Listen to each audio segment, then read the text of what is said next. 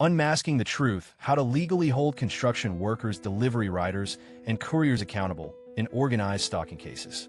Organized stalking is an insidious practice that manifests in various forms, disturbing the lives of countless individuals. It goes beyond mere harassment, creating a pervasive environment of fear and anxiety as victims find themselves targeted by organized groups. This article explores the legal avenues available for holding construction workers, delivery riders, and couriers accountable for their roles in these distressing situations.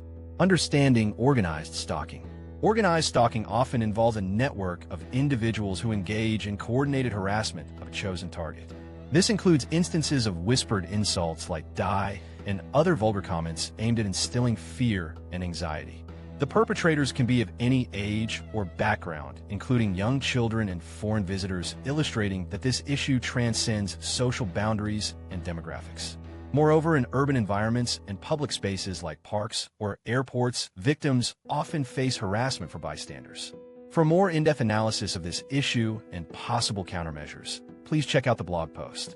You can find the details in the description box or the pinned comment. If you found this video informative, please like and subscribe to support our content.